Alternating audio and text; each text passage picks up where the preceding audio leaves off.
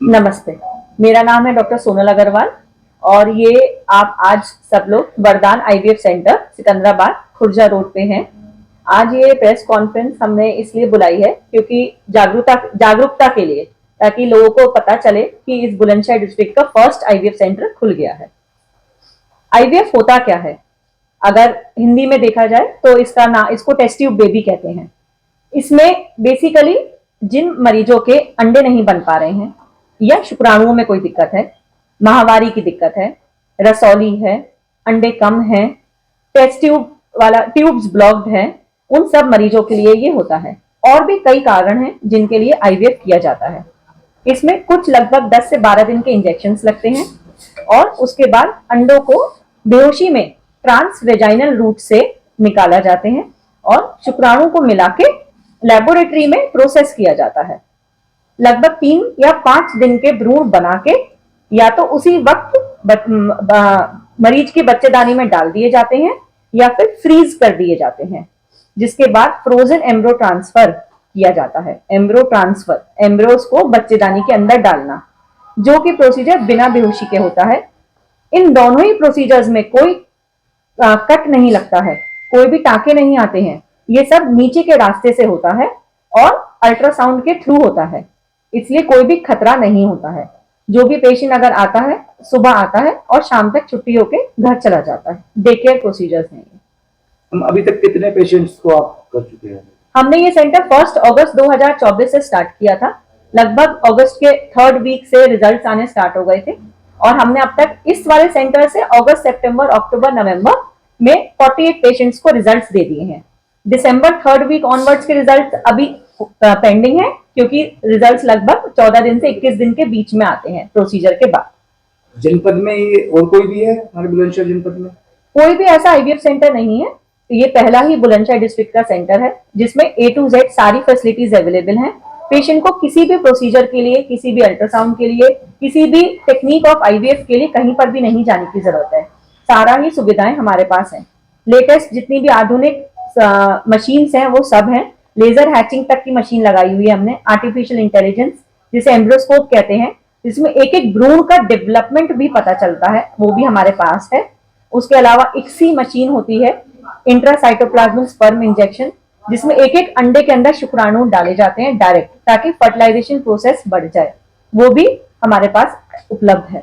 Ma'am एक चीज और इसमें पूछना चाहूंगा मैं आपसे कि ये केवल महिलाओं के लिए है या इसमें पुरुष की भी कोई समस्या होती है, उसका भी सोल्यूशन है? हाँ, अगर देखो बांझपन बेसिकली या जिनके बच्चे नहीं हो पा रहे, उसमें सिर्फ महिलाओं का रोल नहीं है, पुरुषों का भी रोल है। तो उनके भी शुक्राणुओं के लेकर जो भी समस्याएं हैं उसका भी सोल्यूशन दिया जाता है। अब तक कितने सफल जो है डिलीवरी हो चुकी है? 48 तो ये प्रेगनेंसी डिलीवरी तो अभी इस सेंटर के पेशेंट्स की नहीं हुई है, क्योंकि अभी तो सब प्रेग्नेंट हुए हैं। किसी का दूसरा महीने आया, किसी का पहला है, तो किसी का तीसरा महीना है। अभी तक डिलीवरी का टाइम नहीं आया है। सबका जो टाइम आएगा वो लगभग जून जुलाई तक आएंगे सबके।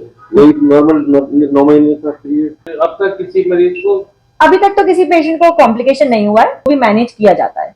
आजकल अच्छी हैं, दवाइयां बहुत अच्छी हैं, जिनसे सब कुछ मैनेज हो जाता है आसानी से। भारी सामान नहीं उठाना है।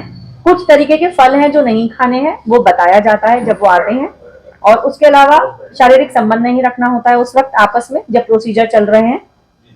और अपनी दवाई इंजेक्शन जो बताए हैं वो सब टाइम से। कैंसर एक जो है लीडिंग कॉज है इस समय पूरे देश में या पूरी दुनिया में। लोगों को मृत्यु दर भी अगर देखा जाए तो कैंसर टॉप 3 में आता है, apart from other diseases. Cancer के सारे ऑपरेशंस, ओरल कैंसर हो गया, हेड एंड नेक के सारे कैंसर्स, लंग कैंसर हो गया, इसोफेगस कैंसर हो गया, पेट के सारे कैंसर्स, जो भी गायनेकोलॉजिकल कैंसर्स हो गए, अंडदानी का कैंसर हो गया या किडनी का कैंसर हो गया, पेशाब की थैली का कैंसर हो गया, जो भी कैंसर जिनमें ऑपरेशन के लायक अगर हैं तो सारे ऑपरेशन में करता हूँ। आयुष्मान में कैंसर, ज्यादातर कैंसर का इलाज संभव है। अमयश हॉस्पिटल में आयुष्मान कैंसर रोगियों के लिए शुरू हो चुका है। तो जितने भी कैंसर के मरीज अगर उनको आयुष्मान कार्ड है तो उनका इलाज हो सकता है बुलंदशहर में। हर शनिवार सुबह 11 से 1 यहाँ पे ओपीडी करूंगा। से बचाव के लिए सबसे पहले जो मैंने नोटिस किया है, एक तो तंबाकू, गुटखा, शराब का जो सेवन है वो हमारे एरिया में बहुत ज्यादा है। सबसे पहले तो उसी को ही बंद करना है। उसी के लिए जो लोग जूझ रहे हैं उनको डी एडिक्शन करना है, जो लोग नया शुरू कर रहे हैं उनको रोकना है। तो ये सबसे बड़ा स्टेप होगा। दूसरा है खाना पीना जो है हमारा थोड़ा बिगड़ता जा रहा है। हम लोग बाहर का खाना ज्यादा खा रहे हैं, ऑयल का इस्तेमाल ज्यादा कर रहे हैं, घी हमने इस्तेमाल बंद कर दिया है, रिफाइंड पे ज्यादा आ गए हम लोग। तो ये भी एक मुख्य कारण है। तीसरा जो है, जो हम खेतों में पेस्टिसाइड्स फर्टिलाइजर जो यूज कर रहे हैं वो भी एक कैंसर का कारण बनता जा रहा है। चौथी जो चीज है वो पीने का पानी भी हमारा आजकल खराब हो गया है, ग्राउंड वाटर भी कंटामिनेट हो चुका है। तो ऐसी स्थिति में पानी को भी अगर हम आरओ वाटर यूज करें। पांचवी जो चीज है वो है मोटापे से अगर हम अपने आप को दूर रख पाए। मोटापा जो है करीब करीब शरीर के 13 कैंसर्स के साथ रिलेटेड है। तो मोटापा, वजन को कंट्रोल करना बहुत जरूरी है, ताकि क्योंकि मोटापा काफी कैंसर्स के साथ रिलेटेड है। तो ये 5 चीजें जो है जिनको हम अवॉइड कर सकते हैं, जिनको हम चेंज कर सकते हैं। कुछ चीजें ऐसी जिनको हम बदल नहीं सकते, जैसे कि उम्र हो गई। उम्र तो हमारी बढ़नी है और जितना उम्र हमारी बढ़ रही है उतना कैंसर का रिस्क बढ़ता है, तो हम उसको अवॉइड नहीं कर सकते। लेकिन जो चीजें अवॉइडेबल, इनको हम ठीक कर सकते हैं, उनको हमें करना चाहिए।